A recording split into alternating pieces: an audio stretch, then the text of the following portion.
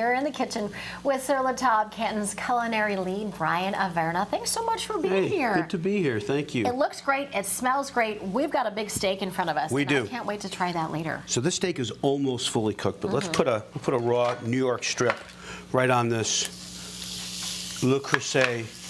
It's a cast iron pan, but you can put this cast iron pan in the dishwasher, which makes it kind of special because typically you can't do that. Right. You can also put it in the oven too, You right? can put it. You can put it on the grill. Yeah. Into the oven on the grill. Now this is one of the things that you do in your cooking classes, Correct. which are so fun, and it's such a great opportunity to get your friends, your family, co-workers together, and do something active. Yeah, we do a lot of parties and have a meeting and a meal too. Yeah. We've had a lot of parties, especially around the holidays, corporate events. It's really good team building to get a bunch of people. That's a twist on a Christmas party or a holiday party, right? And you can bring wine and beer, so you can drink a little.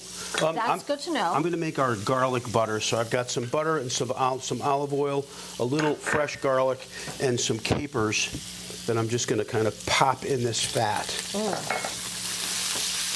And we just really want to caramelize the sugars in that garlic. Really super simple. Meld together. Correct. So this steak is, like I said, it's fully cooked. We're going to let it rest for 30 seconds. It should really be. That's something that's a step that a lot of people forget to do, right? Yes. You get excited, it's done, you want to start eating it, but it's really important to, like you said, let it rest. It is, because the juices then retain in the muscle.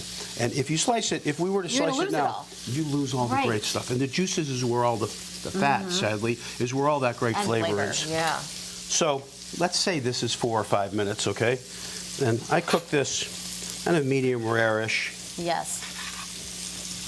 Yeah, that looks pretty good, doesn't it? Absolutely. And this steak took probably 4 minutes on this pan. And the way I got those beautiful crisscross lines. You don't season it or anything beforehand? No, because we've got a really heavy seasoning in here. Yep. You're going to add some Molden salt. We're going to add a little black pepper to this when you're garnishing this plate. Okay. So so this will cook 5 minutes probably, and then we're done. And then when you flip it, that's when you can arrange it to get the nice grill marks. Yeah, so we set it up in this direction, we wait a minute, and then we turn it around, we set it on this direction.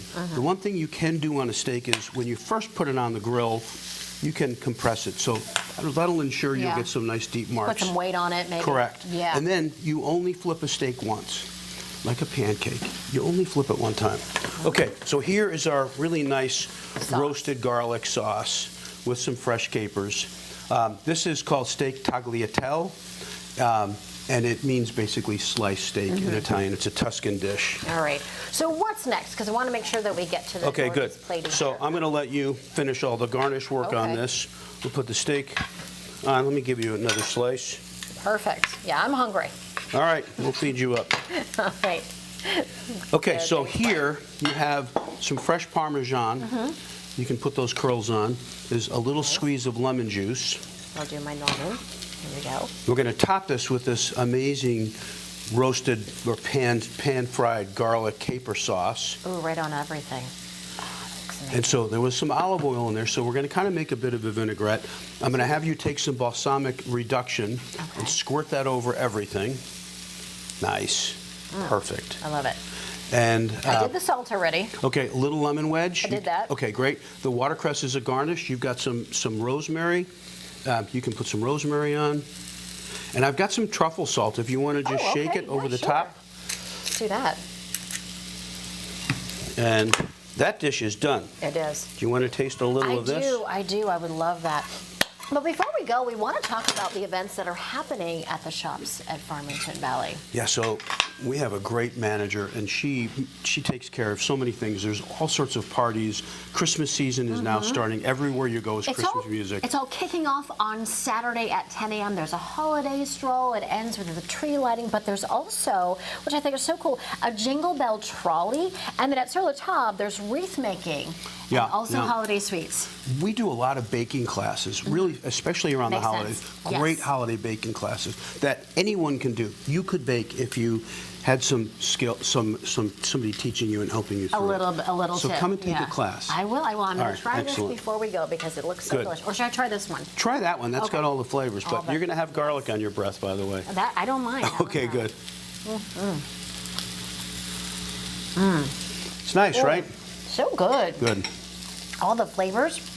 The balsamic I love too. Balsamic is key.